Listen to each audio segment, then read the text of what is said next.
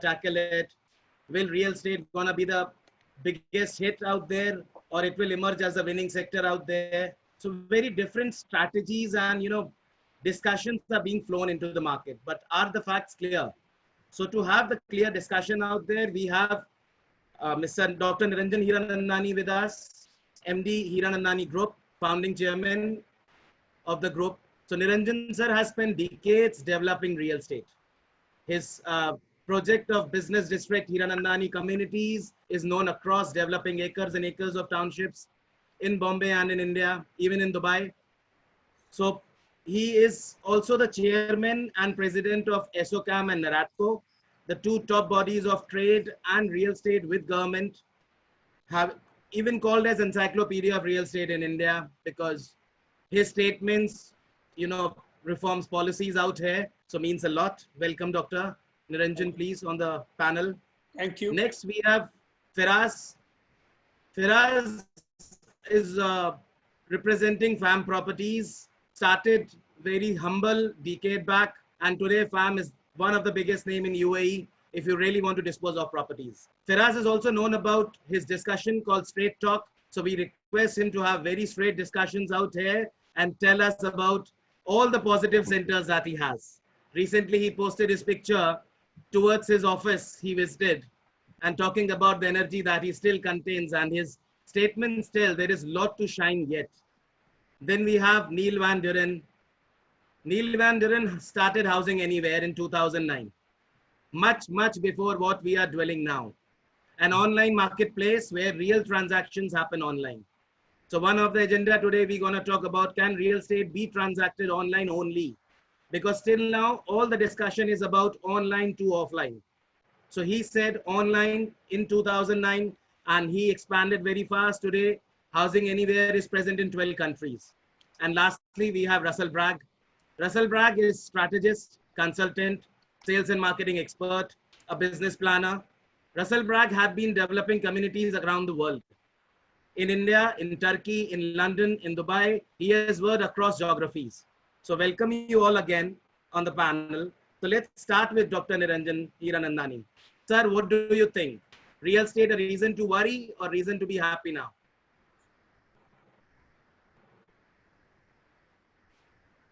Sir, you have to unmute yourself. I think this is an age for worry, but the worry is not only about real estate, it's about saving lives. So I think the challenge is, how do you look after the health of the people and be able to save lives? And I think real estate will fall into place. So the issue is very simple, that we have two issues to handle. While we are saving lives on one hand, how much attention is being given to the economic situation today? For example, let's look at India as an example.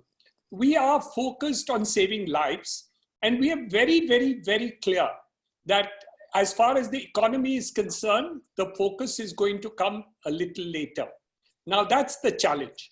How do we really not focus on the economy while we are saving lives? Because not looking at the economy could also lose lives in terms of the economic distress that is happening in parts of India. So we are challenged both ways. On one side, how do we focus on saving lives? And on the other side, to get the economic situation. So I think it's the macro situation that we need to focus on first before we talk about real estate in particular. On the second part of it, I think real estate anyway in the last 12 months, as far as the Indian scenario was concerned, was severely challenged. We had economic changes which had been brought by the government of India, wherein they brought in a demonetization, they brought in a new policy on GST, various other matters came into the fore, and all this hit a setback in terms of the demand which was there in the case of real estate. Now, looking forward, I am very optimistic in the long run on the real estate scenario for the simple reason that production has slowed down tremendously, and I think the demand in India continues to grow. So on one hand, you see the demographics that India is bringing about and the huge middle class that is there, the huge people and flow of people of NRIs coming back from the Middle East and other countries back into India. All these people are looking at properties to get into. So I think that is really going to be the thing. The second part of it is the commercial end of it. We all thought that because America is in recession, in terms of what has happened in terms of their external thought, vis-a-vis all other countries of the world. However, we are not seeing that happen at all. In fact, we do see the outsourcing continuing to grow from India. Our top IT companies have grown in the last year in spite of such a severe lack of demand in the international markets, have grown by more than 10%. Now, this is unbelievable because on one hand, we see a severe recession, and on the other hand, we see an increase in demand in terms of outsourcing, which they are talking about. The third, which is pitiable, is the travel and tourism sector and the retail sector. I think they have been hit the hardest. I can't expect that revival to take place in the near future. And I think that segment of the entire real estate business is challenged for a long period of time. I don't see international or other travel taking place. And just like we are on a webinar, people are getting used to not traveling and more on the webinar and being able to communicate. So I don't see a problem in terms of residential and commercial. Maybe 6, 8, 10 months from today, I think it will spring back as far as the Indian scenario is concerned. As far as the international scenario is concerned, I think it more depends on how the GDP of various countries will take place and the individual countries and the activities that they focus on. So what is it that really different countries bring to the table? And I think that's a challenge. In the Indian scenario, there is a huge focus to see whether the outsourcing, which was likely to happen because of the move of moving factories and commercial activity out of China. We have not been very successful in drawing this cup of tea. And I think Vietnam and Bangladesh have taken the lead in terms of getting the factories being moved from China to those countries. India is on the back foot. But I think they're making best efforts now in order to get more industry and commercial establishment to come into India instead of other places of the Eastern world. However, only time will be able to tell us whether we can pick up this opportunity. The plus points are two. One, the oil prices have fallen, and a large amount of our buying in terms of foreign exchange requirement, we import 80% of our requirement of oil. And that's a huge budget. That cost has come down. So that's a positive effect in terms of it. The second, we have sufficient food in stock for 2.5 years.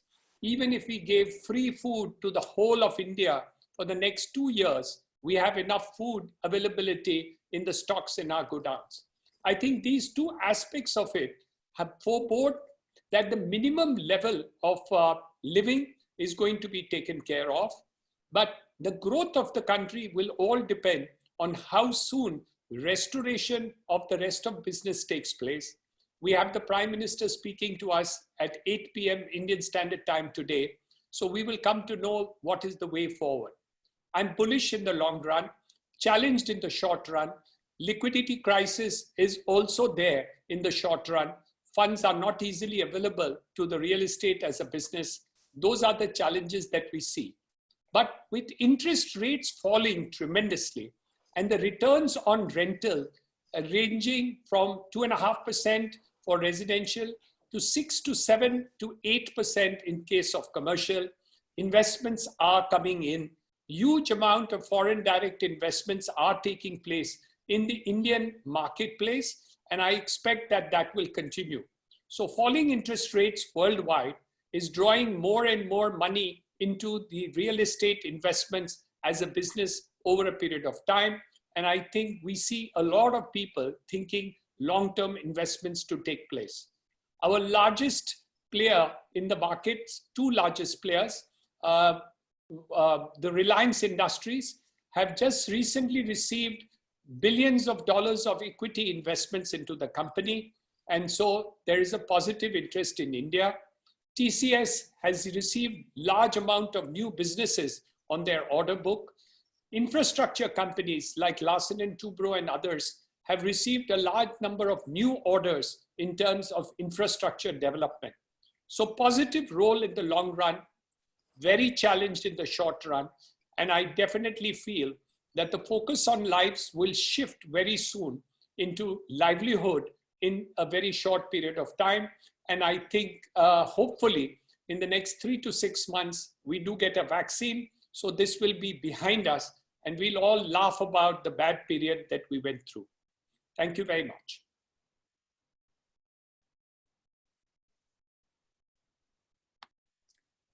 Manoj, you're on mute.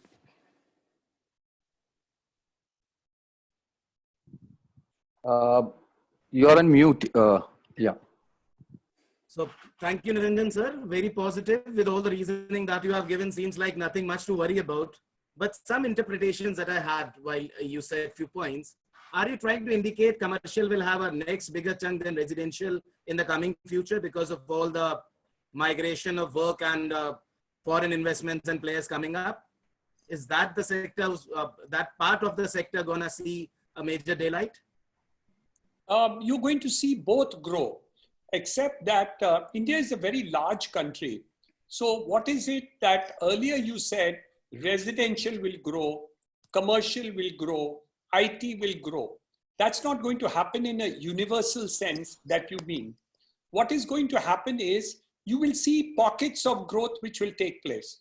So you may see IT growing in Bangalore, Hyderabad, Mumbai, Gurgaon. So those are the segments which will be focused upon. So if you're seeing a universal position of IT and you think that it's going to happen in the rest of India, it doesn't happen. Let's look at industry growth. You look at the automobile growth. It's there as far as Pune is concerned, it's there in Chennai. We have got a little bit in Ahmedabad and we have in the north of India. But what happens to the rest of it? Automobiles don't come up everywhere. So what is really happening is that there are centers of excellence of individual corporate entities which tend to focus in certain areas because of the strength of skills which are available, or the state governments giving priority to certain industries and encouraging those industries to come about. So when we say that commercial will come up, it's not like a universal painted white everywhere. It's good, bad, and ugly. So it would be good, very good in parts, it would be okay in certain parts and bad in the other parts. And that's where people become very important. So when you have people like Firas or Russell or Neil looking at these products, it would be the expertise of people who understand the location, the market, which actually makes a person to be able to make correct decisions in the environment that is there. So there's not going to be a universal good. Earlier, somebody would say, go to India and invest into commercial. That doesn't work. You are going into India and invest into residential. That doesn't work. You're going to India and you're going to invest into IT. That doesn't work. But if you say, yes, if you're going to ABC corporate entities in these locations, there is a better chance of success. And I think the differentiator factor has definitely happened. The post-COVID situation is going to be selective and not universal. That's one reading definitely which has taken place. So the answer is yes, commercial is definitely going to pick up, and quite a lot. My reading is industrial, warehousing, data centers are going to be the next pickup. And we are already seeing huge amount of investments coming in. Foreign direct investments in the last 6 months have been universal into warehousing, into industrial townships and commercial, which have taken place, and billions of dollars have now come into the country for this. However, there has been a setback. I cannot deny that. And this will definitely continue for the next 3 to 4 to 5 to 6 months. But we do not expect that this is going to be universally bad. No. Again, similar for residential. There are growth centers. So for example, Noida is doing very badly in the National Capital Region. And that region has been flooded with surpluses of stocks. And I don't see anything improving. But in the Mumbai region, for example, the Bangalore region, the Pune region, I think there are opportunities of growth which are very, very proactive and positive, and a large amount of investments will take place. And the third, which I forgot, is that affordable housing has been given a huge boost in terms of incentives. It's been made 100% tax-free, 1% GST. They've given interest subvention of 3% for the next 15 years. So I think all that will improve investments into affordable housing. And that is the thing which the focus is also going to be there. So that's a segment I forgot to mention. Perfect, sir. Makes a lot of reason out there to look forward for. So moving to Firaz now. So Firaz, if I take the rationale what Niranjan sir said right now, UAE is facing the same. There is a taxation introduced in UAE. Last 12 months were a little challenging out there. There was a lot of improvement being seen in November, post-November period. That market's gonna really go big because of Expo 2020. So now, and best thing is UAE is already out of lockdown now, with a lot of measures out there though, but it's not way the lockdown is as it is harsh in India. So what do you see in UAE for the property segment out there for next 12 to 24 months? I think, as you said, definitely the UAE or Dubai are subject to the same challenges as the rest of the world. But I think in every country or in every place, you have some setbacks and some opportunities. And I think looking at so let's talk about the Dubai real estate market, for example. I think looking at the size of Dubai, even the size of the UAE and the population of the UAE and the population of Dubai, I think this is a great advantage because it's much easier to control, it's much easier to manage, it's much easier to manage any crisis actually, as compared to other large countries. In addition to that, the level of agility when it comes to the decision-making from the government and the implementation from the government plays a very important role in dealing with today's situation. I mean, if you look at some of the very mature countries, some of the, like looking at England, for example, to take a decision and to implement that decision, there are so many moving parts into it. But I think there's a very high level of agility that has been proven in the UAE and in Dubai. I think the fact that they dealt with the COVID-19 situation, they managed it and they dealt with it very well. They have, I think, succeeded so far in making the most out of it. I mean, Dubai is heavily depends on, which is one of the setbacks, on foreign investment and on tourism. So I think, if anything, it was very, very exposed to the risk of COVID-19 because of the amount of people that come from abroad. So I think number one, the way they managed the situation was very, very good. I think, like Dr. Niranjan said, I think some sectors such as the hospitality, for example, or the hotel apartments, Dubai is very big on hotels and all type of hotels and hotel apartments. I think that sector will be hit tremendously, and it will continue to suffer. I think even once they open the airport and they open up the travel, I think the appetite of people to travel, unless there is a severe need, unless there is a serious need or a business need to travel, will be very weak, and it will take some time for that behavior to come back. On the good side, I think Dubai has proven its long-term ability to overcome challenges. I think if you look at Dubai has built the infrastructure. The infrastructure is there, and it's not only hard, it's actually hard and soft infrastructure. So for example, today in the company, what we're looking at is a complete A to Z transfer of ownership of real estate completely online. The whole setup from the legal aspect to the logistical aspect of it, everything is being prepared as we speak, and I think we will launch it maybe in a month or two. I think the infrastructure that the government built also, when you look at the Dubai Land Department, even under the quarantine, we had 1,800 transfers. And I'm talking under a full lockdown. So everything basically happened online.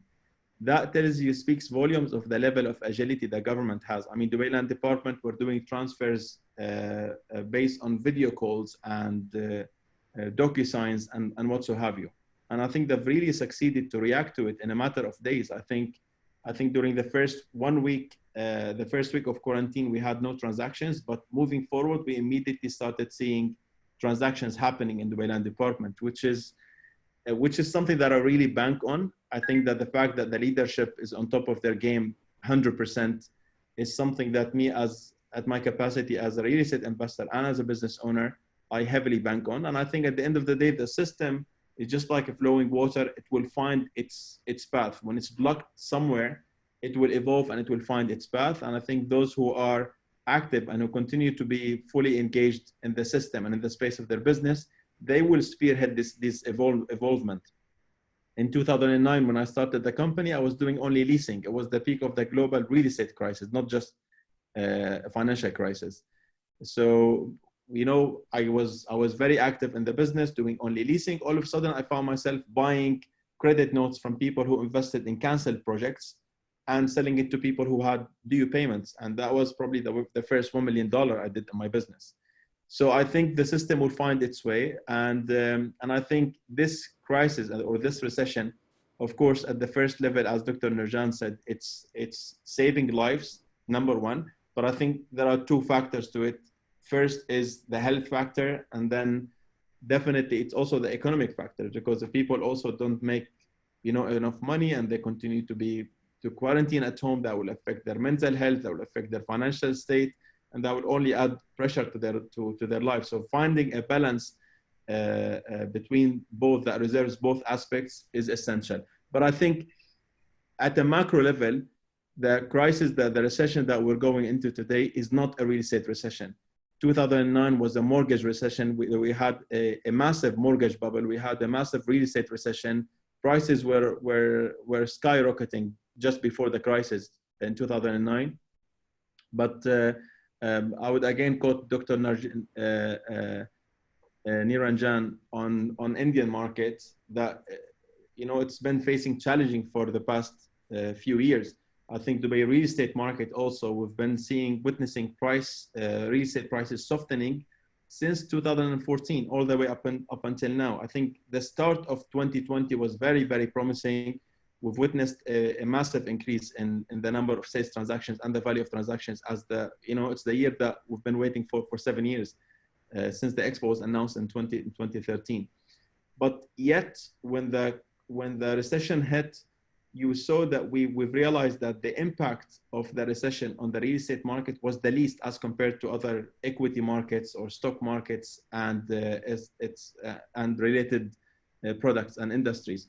And I think many people during this time will want to investigate as much as they can what they're investing in. They will want to understand as much as they can what they're investing in. And I think real estate is something that is tangible, people understand, it generates passive income.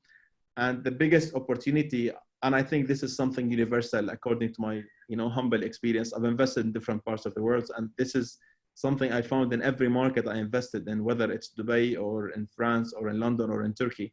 I think during these times, the best opportunity, and it is universal, like I said, is to go and acquire prime assets that you don't get the chance to even see when markets are booming.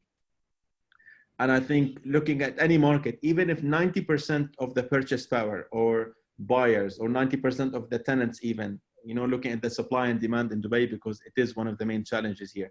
Even if 90% of the purchase power is out, the remaining 10% will go into the best 10% supply of available units.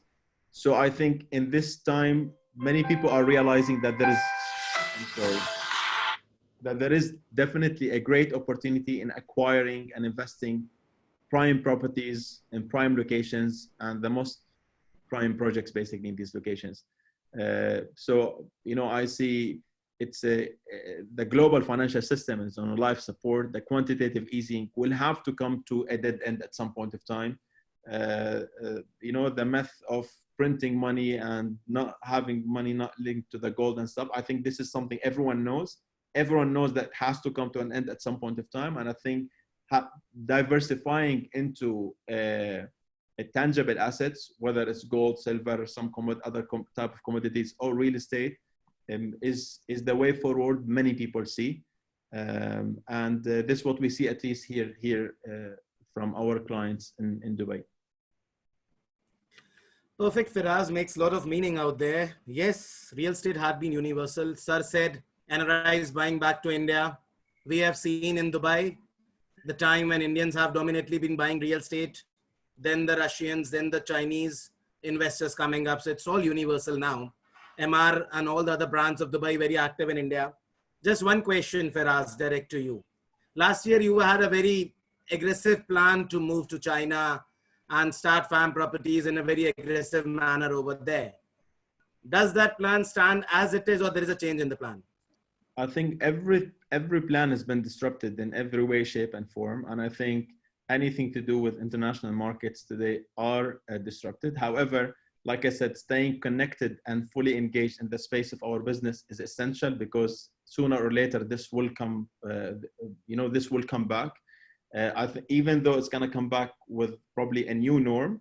And when people talk about the new norm, by the way, I think whatever we're doing now that will continue to add value after the quarantine or after the COVID-19 situation, that is what's going to be the new norm. Because if you felt that something is adding so much value that it didn't do before, why would you reinvent the wheel? And I think when it comes to the China market, I think our plans to continue what we started in China stands truth today, and I think we will continue. I have no plan to slow down, but of course it's been massively disrupted. I mean, even if you look at the most recent news in Saudi, with they doubled their VAT. I think this will only, due to the oil price drop, of course. I think this will, I mean, Saudi is one of the biggest markets of Dubai, and I think this will bring a lot of goodness to the Dubai real estate market, because we've seen even the government announcing that they have no plan to increase the VAT. Because also what you quoted with your first statement is the fact that Dubai has taxation. It's nowhere near the taxation of other mature countries, countries with similar infrastructure that Dubai has built. So I think to avail the services you have in Dubai, in anywhere else in the world, you would see that the taxation from inheritance tax and the capital gain tax and what so have you is immensely higher than what you pay in Dubai. What you have in Dubai is just VAT, basically 5% VAT. So I still think that Dubai has a competitive edge, and I honestly, as a businessman, I bank on the agility and the wisdom of the government. And I think seeing is believing. I'm not just saying this because I'm talking about the government, whatever. No, I think, wherever you go in Dubai, if you look at the landmarks and what they've built, that will tell you, that this market will get to places despite the challenges. So yeah, that's my good take. Thank you, Firas. Moving to Russell now. Russell, we have heard Dr. Niranjan talking about 3 to 6 months of setback and things coming to normal. We heard Firas saying Dubai will keep holding the positivity it had. There is little hurdles in between, but things will be back to normal. Coming to you now, you have been launching millions of square feet across the world. Call it in India, call it in UAE, and across in UK as well. So of these millions of square feet, most of the properties are yet unsold. So how do you view that? Because definitely this was not in the business plan that you had been making, that these kind of situations will come in between. So what is the reaction? Because liquidity crisis has been brought out very strongly on the board of developers. So leaving the top guns, others will have a really difficult time to sail through without sales. So what do you feel on that? Well, I think we're in a situation right now, Manoj, where there are so many unknowns. It's very difficult to actually put a pin on the wall to decide what's going to happen in the future. I've attended quite a few webinars in the UK, and there seems to be an air of positivity about them, but most of them are being run by real estate agents and brokers, so they have to maintain an air of positivity. I think the problem is right now, we don't know how long this is going to be. There's no vaccine for it. There's no cure for it. The earliest possible vaccine in a mass-produced way is likely to be next year. So what we've got for at least 12 months, more than likely. So that's the starting point for this, is we don't really know what's going to happen. We don't know whether this is going to be a recession or whether it's going to be a depression. I mean, we haven't stopped the economy like this in such a deep way since the Second World War. And that took years and years to recover from. So, you know, all of that is fairly negative, I appreciate, but I think we need to be realistic about this, and we need to gear our economies and our expectations accordingly. So I agree with Faraz. You know, we need to reset everything. We need to reboot whatever we were thinking of doing. We need to review and adjust. So that's the starting point for this. On a more positive note, and we were sort of halfway through, or past half term on the 18-year property cycle. We were just entering the phase where it starts to go into boom. We were probably in that already. It was slightly disguised in the UK because of the Brexit issues, but as soon as they were released at the end of this year, our real estate market seemed to change gear again and start to really move forwards. So that's what we were experiencing until COVID-19 came along. So that's kind of, you know, it's a real shame that that's happened. But if this is a V-shape, as a lot of people in the UK are saying, a V-shaped recovery where we come very quickly down into the bottom of the gorge and then we boot straight back up again on the other side once there's a vaccine. Maybe that period is a year or 18 months or whatever, but it's a quite deep fall off and a quite steep recovery, and over a short period of time. What we have to do is to work out how we overcome liquidity issues, as you're mentioning, in all of these projects in the short term. Do they get paused, or do we continue to back them and just agree amongst ourselves that the pace is going to be slowed down? So that's kind of where we're starting to think on the projects that I'm involved with.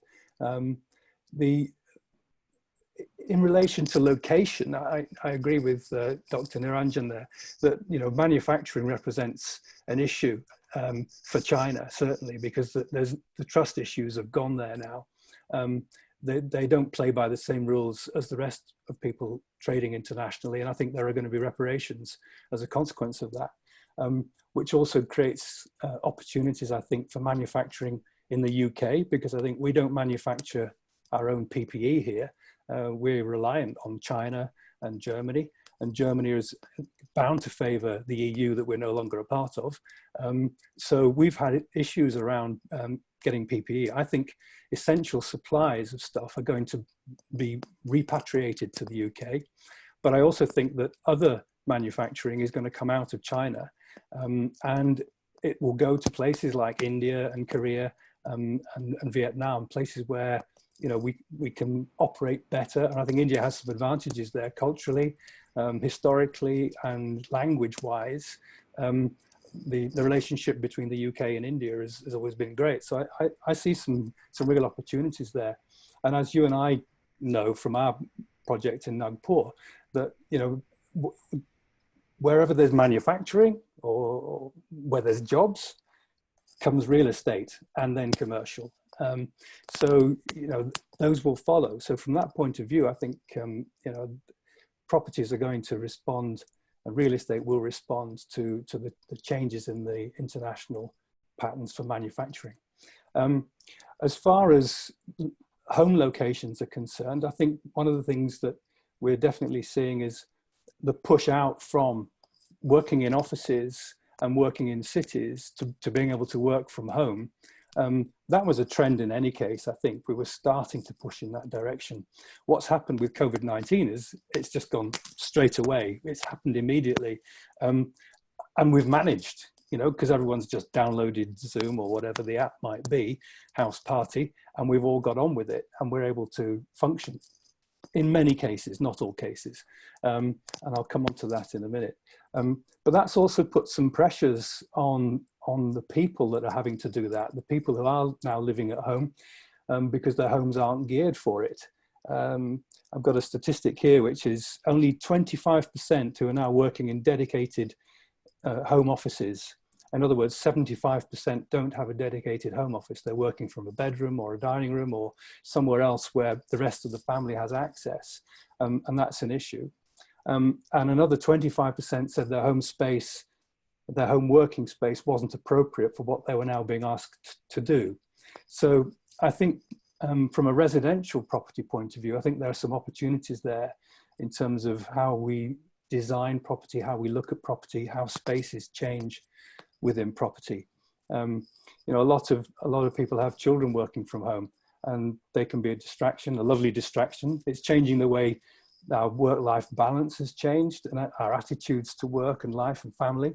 And a lot of people are finding it a wonderful experience. You know, they're spending more time with their children, and they're thoroughly enjoying that. And they're not going to want to go back to the 2-hour commute, you know, 1 hour into London and 1 hour back, and not seeing the children before they go to bed at night, and all of that. I think, so the world has changed from that point of view as a result of COVID-19 in a positive way, which is good news. But getting back to the home, you know, the before we were kind of hot rooming, hot housing. You know, the children would go off to school, the parents would go off to work, and the house would be empty, and then people would be in different, and some would be going out in the evenings and others not, and la-di-da, and that space would work. But then if you put all of the people in the house for all of the time and cohabit, literally, then that creates issues. And I think that's where, you know, some further changes are going to come. And I suppose one of the other elements from a people point of view is, you know, I think this is bringing us closer to nature. I think we're realizing that we can have a powerfully negative impact on our environment, on, you know, even, you know, virus aside, how we are in our environment impacts how we are in our lives. And I think that's going to change. And also people's attitude to exercise and to diet. This thing seems to hit people who are obese more than others, and I think that will draw attention to things. So all of those are changing people's needs. That's the point that I'm trying to make, and that will affect how we create properties. So properties in future, I think, will be looking at things like dual key, having a proper set up home office, a home gym, maybe, definitely a garden where the kids can blow out and run off some energy and play some football. And therefore there could be a move away from apartment living and towards single family home living. I think that might be a trend.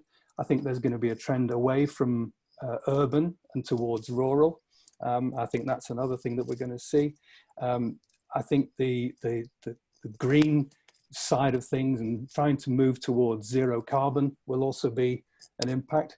But all of this is going to be done at a time when we don't really have the brass in our pockets, the money in our pockets.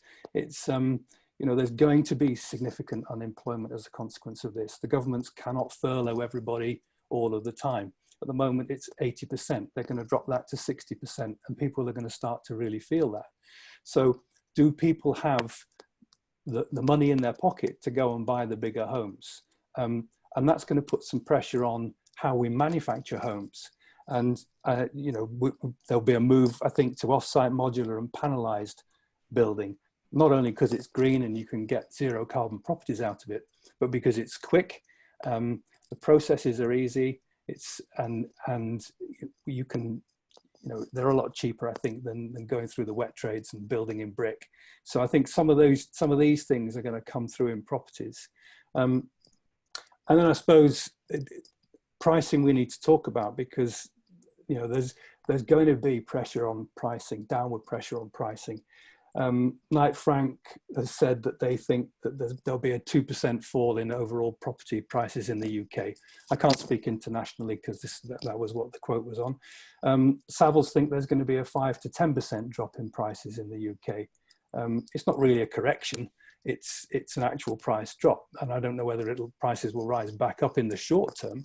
They always do in the longer term. We know that. So, you know, if people are buying into properties to use for themselves, then that's one thing. Taking a longer term view, that's not an issue. If people are buying to invest, then now is going to be quite a good time. You know, they can get on in amongst those prime assets, as was mentioned earlier, and buy some good property which is under duress, and then come back into the mid-term property life cycle and still get the benefits from that.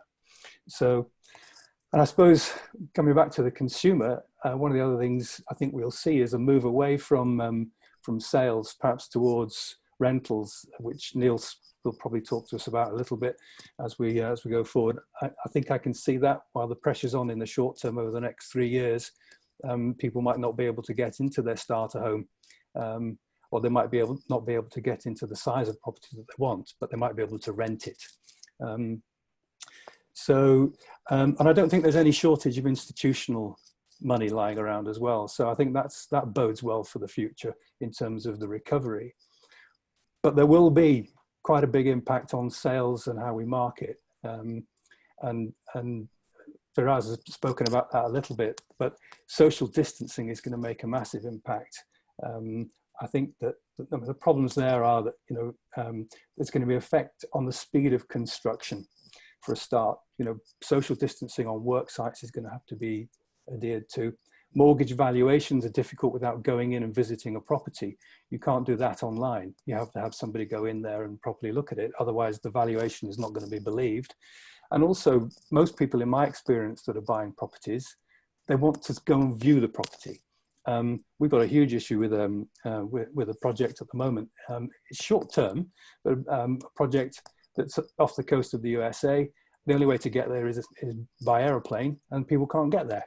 And they're not going to buy without viewing. So once that market starts to move again and the airplanes start to fly, then that will be great.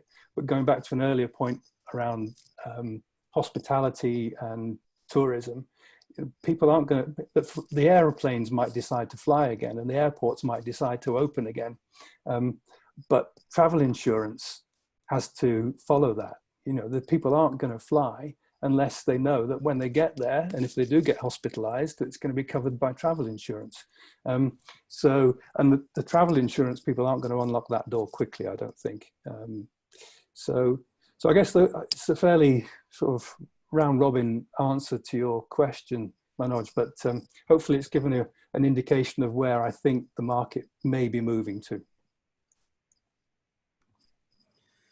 That was really interesting, Russell. I think you have highlighted many facts where a lot of positive sides can be seen on, like boom of travel insurance that can really, apart from a choice, can become a necessity and can rake up a real separate industry altogether. Change in the pricing pattern that involves correction, not on the pricing factor, because to be honest, developers hardly making any money these days.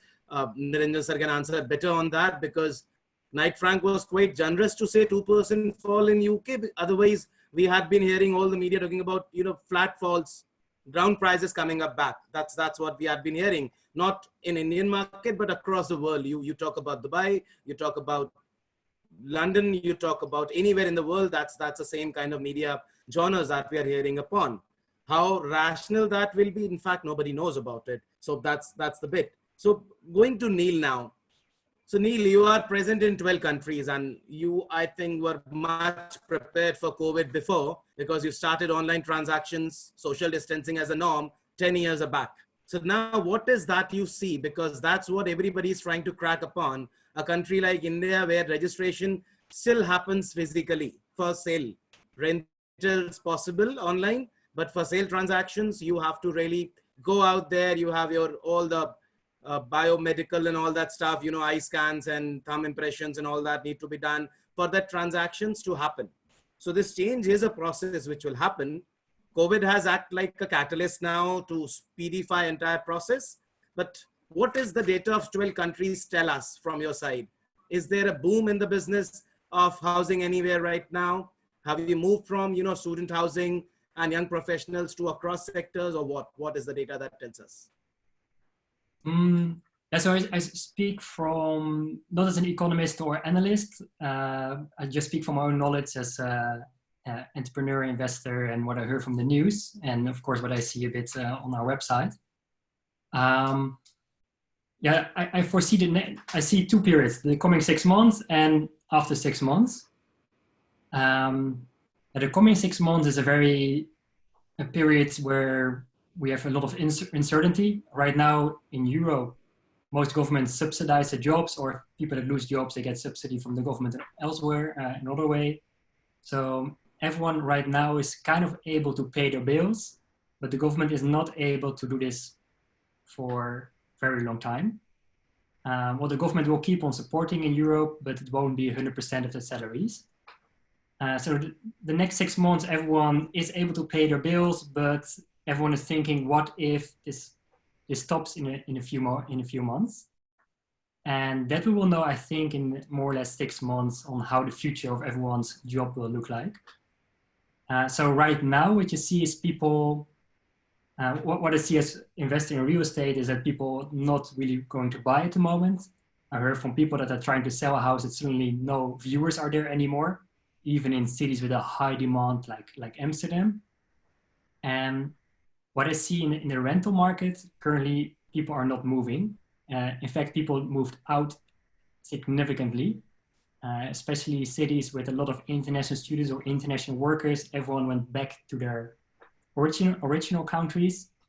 And furthermore, you see a lot of Airbnb rentals that were used to rent out to tourists. Those rentals are pushed on the market as well for long-term rentals. So suddenly there's a lot of extra supply from people that moved back, from the Airbnb rentals that become available. So there's a lot of rentals available at the moment. There's not a lot of demand because nobody's willing to move at the moment. So you see rental prices are dropping significantly at the moment. If you are thinking of moving and you have some cash, it's the best moment now to move because you can negotiate a great deal. But for investors, owning real estate is not the best period. But I think that this will change in 6 months. In 6 months, people know whether their jobs continue, whether the universities continue, whether tourism gets to start again. I guess tourism will reinvent themselves in focusing on national tourism. So in 6 months, demand will start to increase. And as a result, also the rental prices will go up more or less to the market level where we were.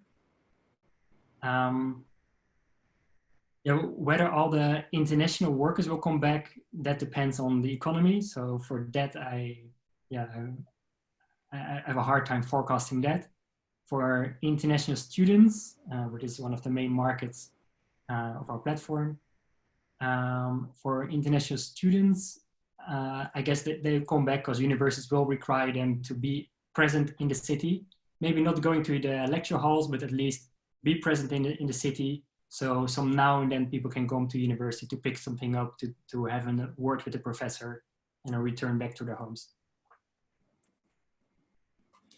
Interesting, Neil. That sounds a unanimous view that entire setback is 3 to 6 month of period, and then there is a sign of good positivity. A V curve is going to come up. So it's kind of an opportunity for many which need to really raked up. Now, taking this further, I will relate the point raised by Russell to Niranjan sir out there. Sir, Russell talked about 25% people doing work from home in UK. I definitely can challenge India will be less than 10% of that. Because few years back, we were selling a 2 BHK of a size of 1200 square feet carpet. Then we moved to 800 and now the trend is of 500 square feet. So we aren't prepared at all. This house does not allow us to work from home kind of a, arrangement to be done. For us, work from home means working from bed, working from, your dining table or your sofa or your couches. That's what work from home predominantly means, which is really, really not practical for a longer run because you have kids playing around, you have household chores happening, you have a lot of disturbance to distract through. So do you think this calls for a change in the thought post-COVID that we have to, rethink about the kind of sizes of home? Will there be influx of bigger homes now? Or what kind of change can we anticipate from that? As everybody has said, there's an opportunity. Now the question is it a universal opportunity?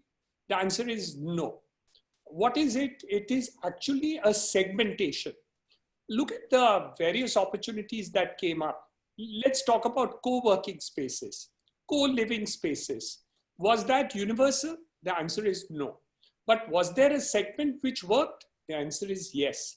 So similarly, in this case too, what is going to happen is that there will be a segment of people and a segment of industry where this will happen. For example, they were saying in the IT sector, this is going to be much more prevalent than the others. When I checked back with some of the companies, they said absolutely no. And I asked, why not? I mean, you're the best and easiest segment in order to do it. He said there's a huge amount of confidentiality involved in the IT sector, and the entire thing is not, it's all about data, information and other things which are there at the back end. So there's no way that this is really going to be outsourced to the residential accommodation. So I think the answer is very simple. There will be a positive trend towards this direction, whether it's in the UK, whether it's in India, whether it's in Dubai or any other place in the world. But I don't think there's going to be a tidal wave in that direction. So yes, opportunities do exist in terms of niche in this segment, and definitely it will come up because more people will look at it. And in the short run, there are lots and lots of people who have decided that they need more space to live in, whether they take it on rental at the initial period or they decide to buy it is a big question mark, which is still there in my mind. But the direction is absolutely correct that you will want one extra room in the house for the purposes of being able to work from there, which didn't exist in the earlier period. And I think that opportunity does exist, a niche to be created, which will happen, whether it's Dubai, whether it's the UK, whether it's India or any other part of the world. I think all these places will see a post-COVID change. Universality in terms of the application? No, I don't think so. Perfect, sir. But universally, one thing is learned in a harder way that a bigger house is required. You know, you have kids, you need a dedicated play area. They are not meant to be confined in four walls. Or you have old age parents who really need to see the greens in the evening and the morning because they have their routine life. They might be diabetic or other ailments of the age that caught up with them. So definitely universally, one thing has come to a situation that everybody wants a kind of a house, just not to sleep anymore, because you never know when is that next pandemic gonna hit up. So you need to be prepared today. So that's where I see a surge in demand for sure for bigger homes or, you know, upgradation of homes happening post-COVID. Do you agree on that? Manoj, you're right. I'm saying there is a stretch to the demand, but is there an affordability? When there is such a market which is going downwards, where jobs are at stake and people are worried about their next month's income, are they going to take that decision today? My answer is yes and no. So you're not going to see a universality. Whether they will go into a tenanted premises which would satisfy their short-term duration and then look for buying, that's also a possibility. So a mix and match in terms of a higher amount of requirement is definitely coming that way. And I'm very much swing. But I don't think the world changes so fast. The swing definitely starts, but whether the swing will turn into a tide of a swing is only time will tell. A lot of people said when the co-working spaces started that the whole world of commercial will turn into a co-working space and nobody is going to have individual commercial premises. That's not been true either. So, but there are lots of people who are moving into co-working spaces, and why not? So that has happened. How many people are going in for co-living spaces? Very few. They're going in for rentals, they are going in for this, but may not go for a co-living space. But is co-living happening? Answer is, of course it is happening. It's happening all over the world. And very happily, we see that as a beginning. Niche, yes. Swing, no. Okay. So one more, there's rounds these days about, you know, travel of workers to their hometown. Sorry, your voice is breaking. Can you hear me now? Better. Yeah. So there is one article making round these days about the worry of workers' migration happening. All the metros, Bombay, Delhi, Bangalore, all metros across, there is big movement of workers moving out from the city. Post the lockdown, this will be one of the biggest challenge to handle. So how are developers, you know, working on that? Is it, you know, precast housing and all that being talked about, or there is some other alternative that's being looked up to? Too early to talk about precast, but let's answer the question of migrancy of labor. You have to understand that like every other country in the world, which has got large amount of construction and development and infrastructure work, there is migrancy of labor that comes into that country, or it moves from one segment to the other. So whether it was China when the infrastructure development took place, or it is Dubai where you have migrant labor coming in from all countries in the world, or it is India moving from central India to western India, southern India, and these parts of India where a large amount of migrant labor have come into the being as far as that is concerned. The issue is very simple, that the migrancy takes place because there is an uneven development which is taking place in certain parts of the country. So if there is more opportunity in the western and southern region of India, people who do not get adequate jobs in central India or North India will move to western and southern India. So that's about migrancy. Why are they going back? Well, that's a natural phenomena. When there is fear in the minds of the people, where do you run? You run home. So many of them are running home and they will be back. But will they be back in the next 30 days, 60 days, 90 days, 120 days? I don't know. You have to tell me how soon is this lockdown going to open up completely? And when is confidence going to be restored? I think somebody talked about a vaccine. I think once the vaccine comes, all the migrant levels will be back to where the jobs are. But will they come back earlier to that? The answer is, I don't know. And second, will there be jobs to the extent that they are? Will they continue to exist in terms of it? If GDP growth, which was 4.5% to 5% in India, is going to drop to 1 to 1.5%, then the number of jobs availability in the old places will also fall temporarily, if not otherwise. So the number of people requirement in terms of migrant labor will also come down. So I don't think that the movement back is going to be as speedily as we think it to be, which is 2 or 3 months. But the answer was, again, I think my 6 months data seems to be more closer to the truth, though I think it could be considered speculative as of today. But I can bet on it that 6 months from today, things will fall into place. You will have medicines which will take care of this rampant disease. And I'm sure we will be able to mitigate it, even if we don't have vaccine. We run hospitals, and we're already seeing certain medicines have effect on faster treatment of COVID-19. We hope that the vaccine will come maybe by August, September, October, so that by November and December, we are actually back to normal. That's a challenge which I think will be much bigger. If that happens, or when that happens, you're going to see migrant labor come back to where the jobs are, whether that is Dubai, whether that is certain parts of China, whether it's parts of various parts of India. I don't think it'll be relevant. People will go where the jobs are there because they want to improve their quality of life, quality of income, or the size of income, and be able to do that. That's going to happen again. But the answer depends on when is the vaccine coming? Big question mark. Time gonna tell about that. Agreed, sir.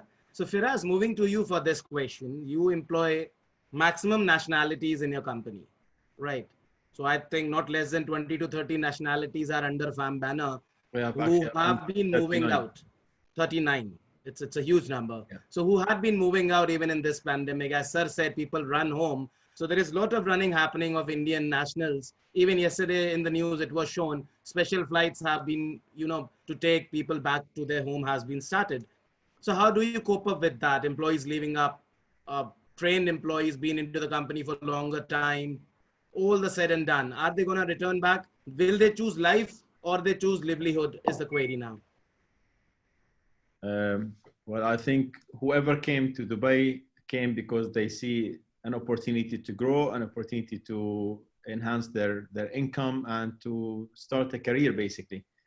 So I think long as the opportunity exists in Dubai, I think Dubai is an extremely attractive place to live in. And this is something that's been proven.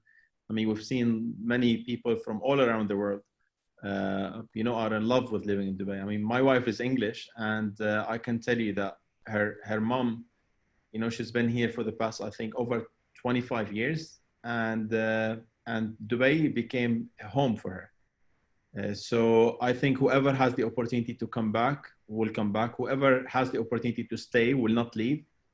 And I think this home working environment works for some, but it really doesn't work for others. I mean, you see, I read an interesting article the other day that IBM in 2009, they sent around 40% of their workforce to work from home, which is around over, I think, 350,000 employees, if I'm not mistaken. And in 2017, after running, you know, many analysis on the productivity of employees, they realized that no, it's important for employees to come and to operate from the office, from an office environment. I think you cannot have 100% like blanket approach to this, but even at the level of my company, I see that some employees are performing much better, in fact, than before. I think their time management is much better. You know, you get less distractions. You are saving at least 2 hours a day. And I think most people who are really mindful of the value of time, and people who sees an opportunity to actually continue being engaged in their business, because many people will take a back seat, whether because they feel down or they don't feel there's business, or, you know, they want to, you know, they've worked hard enough and they want to take a break. I think those who see an opportunity and they understand the value of time are the people who are being a lot more productive from home. But I think also when it comes to Dubai, you remember there are a lot of bachelors in Dubai. So for me, for example, if you ask me as Firas, I have, you know, 4 kids and a dog and 2 birds. And of course, you know, my wife, I'd love to actually continue working from home. I am very productive. I am very focused from home. But would I say the same if I was a bachelor, if I was living on my own in a studio, or even in a 1-bed, or even in a mansion, but I'm living on my own? So I think whoever has the chance, sorry, I probably diverted a bit from your question, but it's to do with also working from office versus working from home. But to address your question, I think whoever has the chance and the opportunity to stay in Dubai, and I think at the level of my company, in fact, to come and work from the office, are very keen. I had to literally hold people back in my office. I had to literally say, like, come up with a policy that no, you're not allowed to come. This department is actually not allowed to come to the office. And even during the quarantine, I received several requests from different employees who want to come to the office or want to come to one of our retail shops. In fact, we're the first company in my industry to completely turn into, go into home working fashion. But again, I think Dubai is a very, very attractive place. I think it has a lot of attractions for, you know, all kind of people. And I think most of the people who are leaving, I would say they're laborers, because construction is hit big time. Even though there's still a lot to be completed, the construction sites that have started already. But I think there's no more future plans, you know, to do anything. And I think definitely I don't want, you know, I see that you recapped on my earlier discussion that, you know, I see things will come back to normal and stuff. I definitely believe that we have to be very, very optimistic, very positive, but we definitely have to plan for the worst. I don't think that, I don't see anything positive at the macro level or at the universal level that will take place over, you know, the coming 6 months. And definitely this doesn't, I mean, some industries are benefiting, in fact, from the current situation, but I think in general, people and businesses will continue to suffer. Businesses will continue to be very, very cost sensitive. Yeah, I think there's so much uncertainties on the outlook, and probably no one can tell when. And as Dr. Niranjan said, you know, it all depends on when will you get the vaccine, which means even planning is very challenging today. So if I'm planning even for my business, it's very challenging to plan on the basis of what, when this is gonna change, will this continue? So it's difficult. But the last word I want to leave you with is that as individuals and even as businesses, probably to a certain extent, we don't always need the market to boom in order for us to succeed as entrepreneurs and as individuals and as businessmen. I think if we do what it takes and we go through these challenges and we keep our brains busy in the space of our business, we will come up with the required ideas, innovative and creative ideas that will allow us to find opportunities. But of course, taking a back seat and looking for ways to kill time and to sit on Netflix will not do good to anyone. Makes sense now. So guys, we are already running short of time now. We have exceeded our time limit. So I'll quickly get into question answers so that I know you'll have all commitments and you have to skip in between otherwise. So first question, Niranjan sir, is for you. Is it a time for fractional ownership to start in real estate?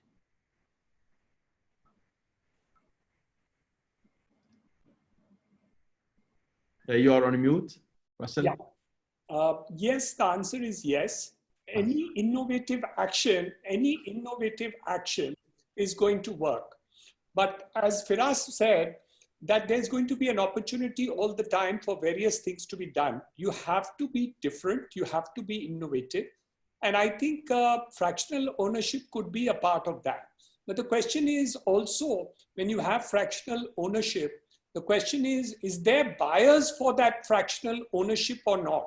So you got to create a market for it. So if I buy a fractional ownership of a certain property, whether it's commercial, residential, or otherwise, what is the marketability of that fractional ownership? And that's always a challenge. So what we really have to see is whenever you consider new items like these, the innovative ideas, it's not only about creating the idea. The idea is wonderful. The question is, how do you maintain the marketability and the liquidity? As you must have seen, the stock markets all over the world are working even though there has been a collapse. The reason is that the idea is that you have to continue to create a marketability for the purposes of the capital markets. We don't have such a system in the real estate business, and hence it is a very illiquid market. So if we could create fractional ownership on the lines of the REITs, which are listed entities, I think it'd be a good idea. But you can't have fractional ownership and then say that you will leave the not be into the capital market space in order to create liquidity. Because then that is even worse than buying an apartment, because you will not have the right and ownership to be able to sell it. And if you want to sell it, you won't have a buyer to be able to take that fractional ownership. So how do you create a liquidity in the system is as important when you come up with the thing. So the story goes better that you have a REIT situation, which is now universally accepted. So a REIT becomes easier to do it. So you actually contribute to a REIT, which is actually a fractional ownership that is there of a particular product.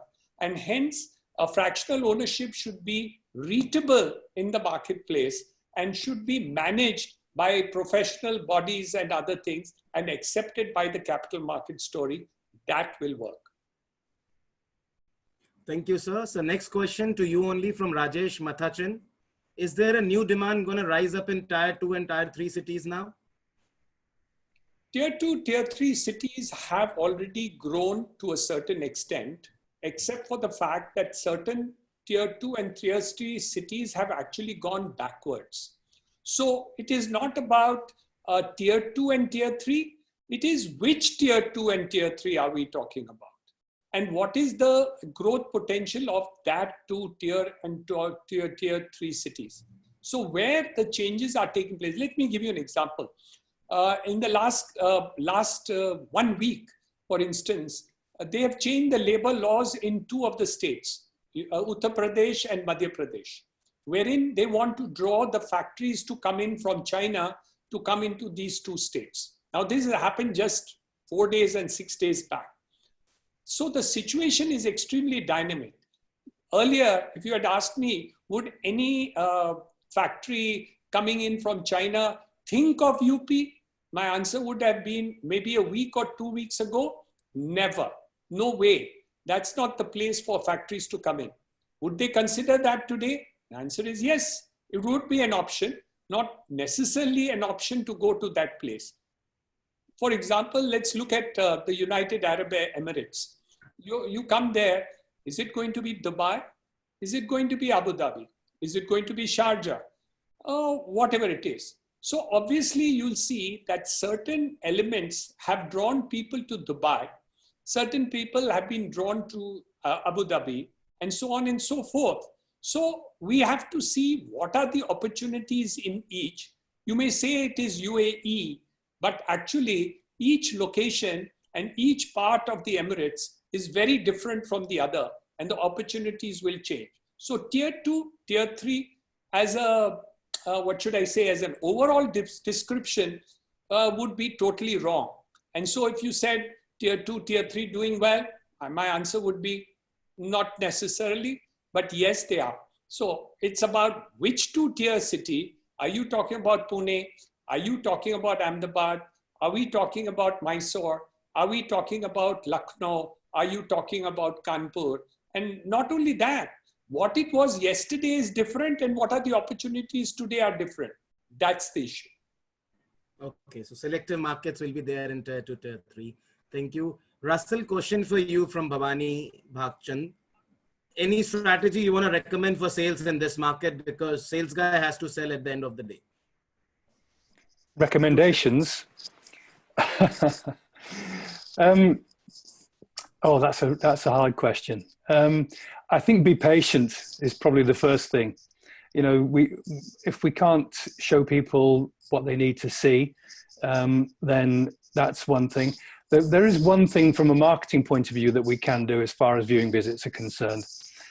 There's a piece of kit called Matterport, which is a 3D camera which you can put into buildings, which will take a 3D image and create a fly-through. They're not massively expensive.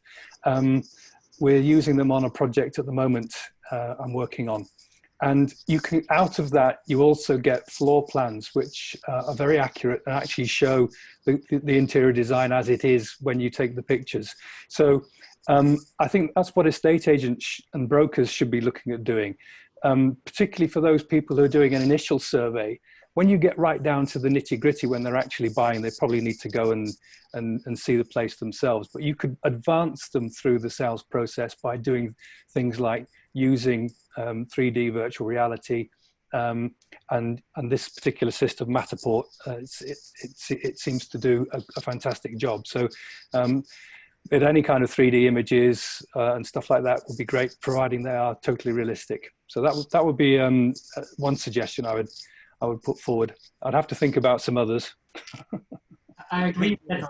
Matterport is really unique, and probably there are other suppliers. I don't want to advertise only that one, but I agree it's an incredible service that makes it for your viewers incredibly easy to just walk through the house as if they are there. So perfect. Next question to you, Neil, from Velagan. Vishal Parekh. Is Housing Anywhere planning in India now? Right time to enter online transactions? Online transactions is anyway the future, whether Corona or not. So Corona is pushing everything quicker forwards, but it was already a trend started a long time ago, initially with Booking.com that made it available to book hotels online. Then Airbnb came with making it available to book short-term accommodation online.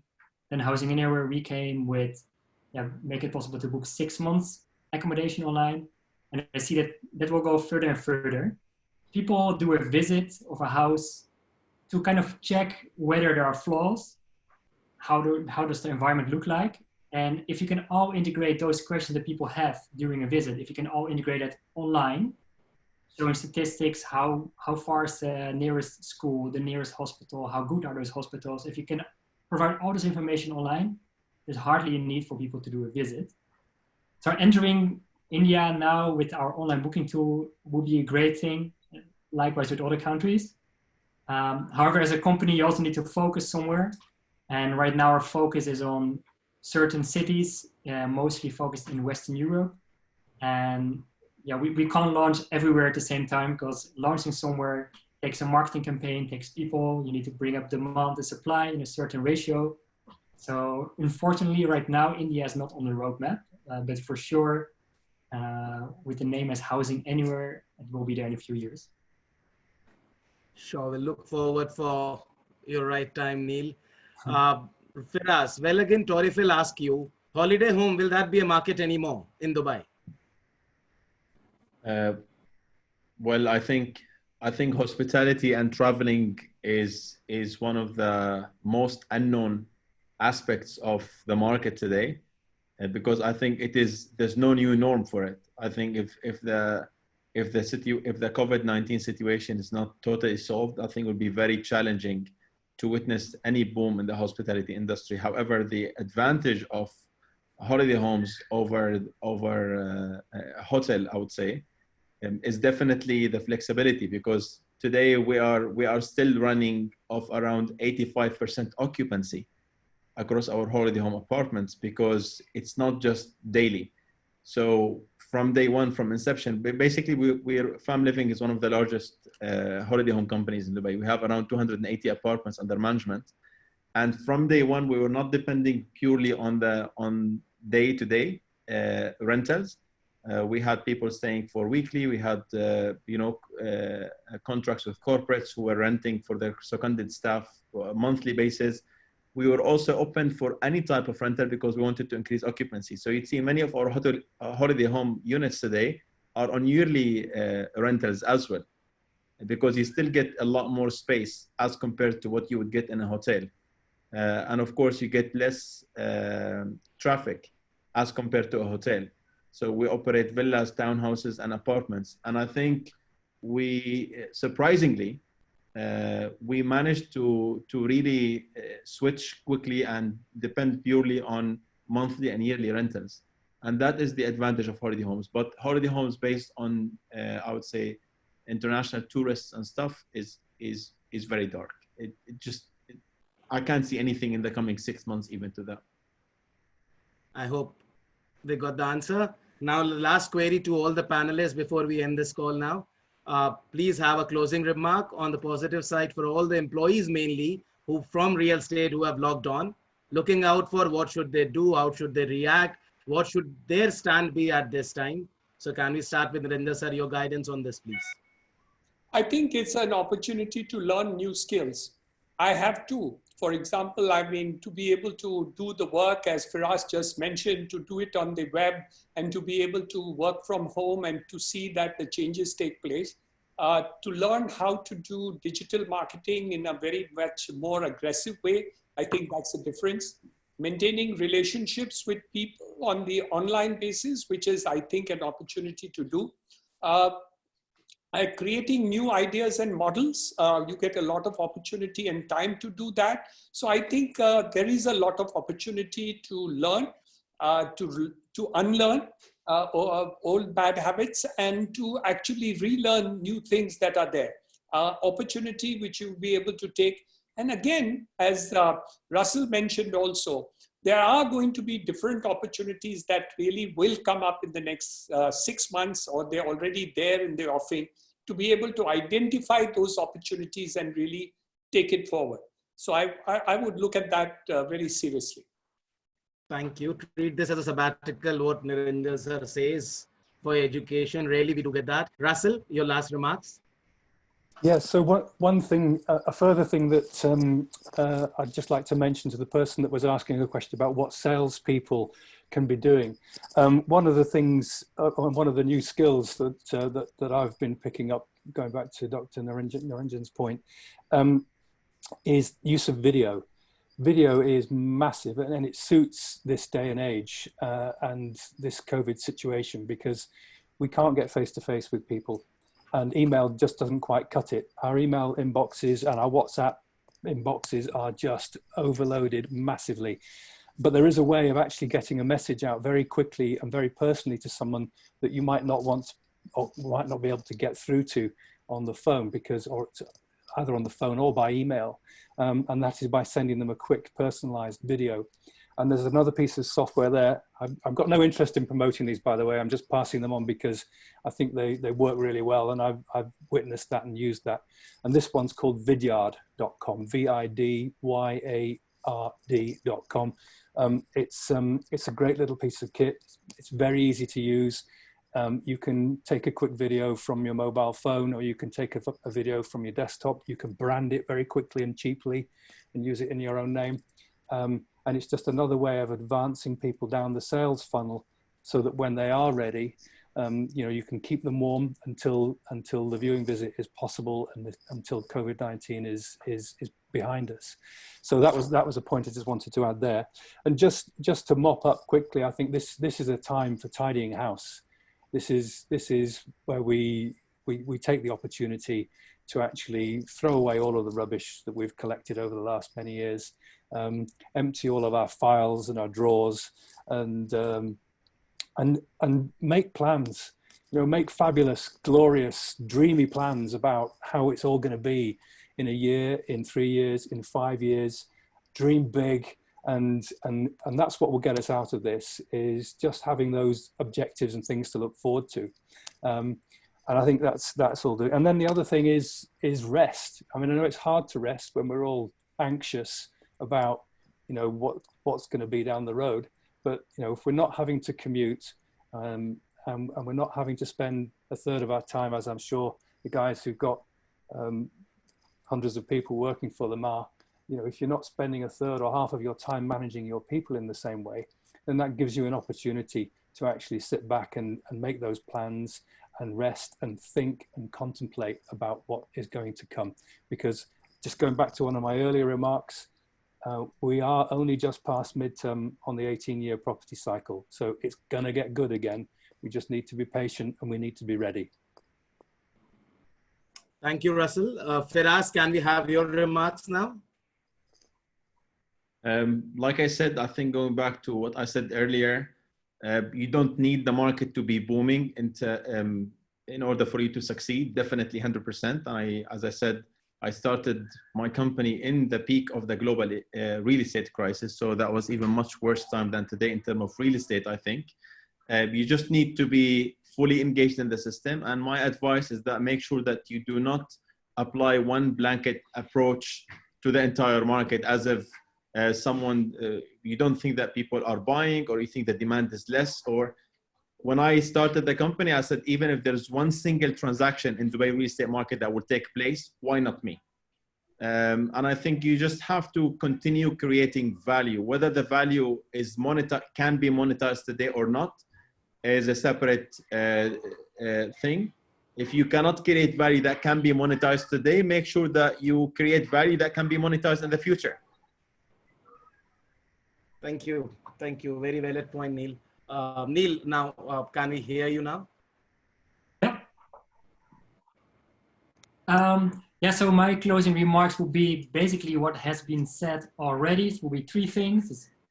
One is indeed clean up. Two is look forward. Where do you want your career or your business to be in 5 years? Make a plan and focus on that. And three is check what you really liked from this Corona thing. Of course, it's bad, but there are also a few positive sides. Check what you liked, for example, working from home a few days, doing video meetings instead of traveling somewhere for a meeting, and keep on doing those habits that you learned and those skills that you learned for the after Corona period. Don't forget about it. Thank you. Thank you. Thank you all the panel. And before I just close the call, I want to hand on to Prashant from Inspire Ind for conducting such a lovely session. Thank you, Prashant. All to you now.